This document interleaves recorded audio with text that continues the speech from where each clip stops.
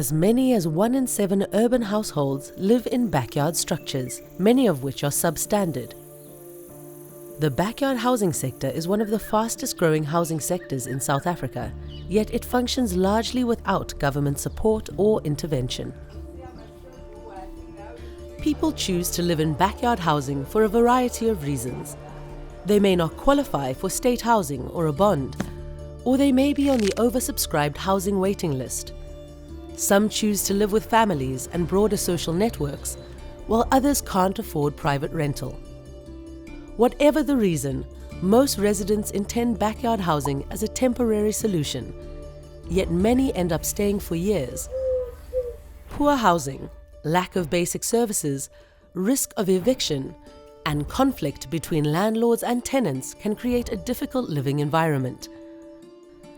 Backyard housing is not a perfect solution, but it is often closer to opportunities and amenities, is affordable for tenants, and provides financial opportunities for landlords.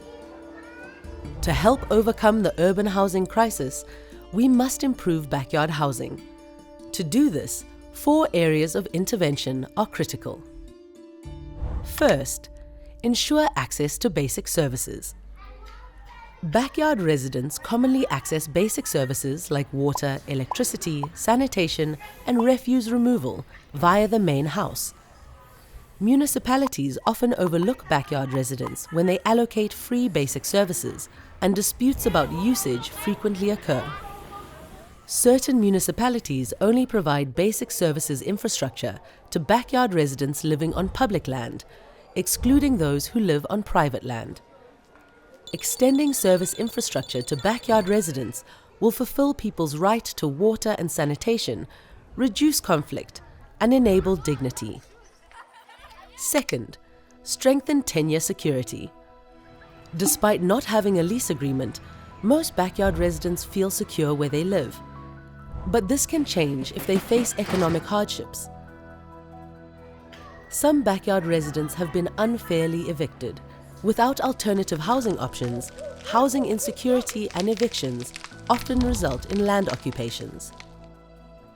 To strengthen tenure security, the focus should be to provide rights education to backyard residents and landlords, propose written lease agreements to protect all parties, help resolve disputes by, amongst others, facilitating access to housing tribunals, and issue title deeds to landowners to enable them to improve backyard structures.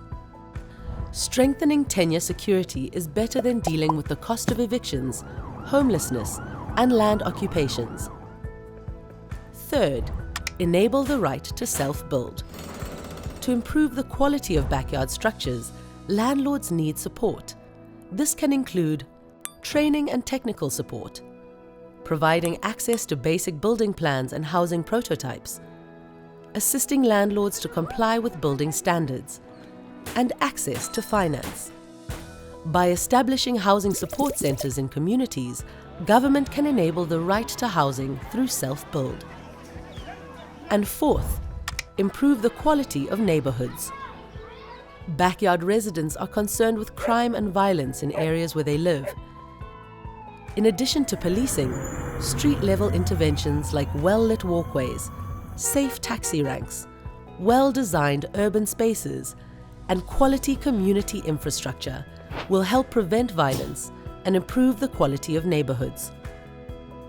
These 4 interventions can lead to more dignified housing for urban residents, safer communities, and greater economic development in low-income neighborhoods while contributing towards urban densification. Isn't this a future worth building?